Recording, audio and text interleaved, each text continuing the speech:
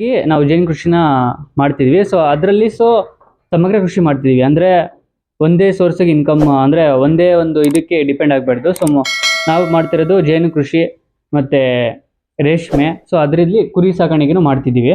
So ರೈತ ಒಬ್ಬ ಬೆಳಿಬೇಕು ಅಂತ ಅಂದರೆ ಮಲ್ಟಿಪಲ್ ಸೋರ್ಸ್ ಇನ್ಕಮ್ ಇರಬೇಕು ಅವನಿಗೆ. ಅಂದರೆ ಒಂದೇ ಒಂದು ಆಧಾರದ ಮೇಲೆ ಡಿಪೆಂಡ್ ಆಗಿರಬಾರ್ದು. ಸೊ ಅದರಲ್ಲಿ ಕುರಿ ಸಾಕಾಣಿಕೆನೂ ಮಾಡ್ತಿದ್ದೀವಿ. ಸೊ ಇದು ರೀಸೆಂಟಾಗಿ ಒಂದು 15 ಕುರಿ ಇದೆ.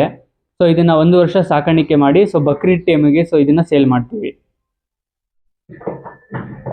ಎಲ್ಲಿಂದ ತಂದಿರಾ ಸರ್ ಇದು? ಸೊ ಇದು ತಂದಿರೋದು ಅಮೀನ್ಗಢ ಅಂತ ಬರುತ್ತೆ, ಬಾಗಲಕೋಟೆ ಡಿಸ್ಟಿಕ್ ಬರುತ್ತೆ ಅಮೀನ್ಗಢ. ಸೊ ಅಲ್ಲಿಂದ ತಂದಿದ್ದೀವಿ. ಸೊ ಈ ಕುರಿ ವಿಶೇಷತೆ ಏನಪ್ಪಾ ಅಂದರೆ ಹೆಚ್ಚು ಕಡಿಮೆ ಒಂದು ವರ್ಷದ ಕುರಿ ಹೆಚ್ಚು ಕಡಿಮೆ ಒಂದು 40ರಿಂದ 50 kg ತನಕನೂ ಬರ್ಬೋದು. ಇದನ್ನು ಅಂದರೆ ನಮ್ಮ ಲೋಕಲ್ ನಾಟಿ ಹಳ್ಳಿ ಅಷ್ಟೊಂದು ಗ್ರೋತ್ ಆಗಲ್ಲ. ಸೊ ಇದನ್ನು ಸಾಕಾಣಿಕೆ ಮಾಡೋದ್ರಿಂದ ತುಂಬ ಗ್ರೋತ್ ಆಗುತ್ತೆ. ಸೊ ರೇಟು ತುಂಬ ಸಿಗುತ್ತೆ ಈ ಕುರಿಗೆ.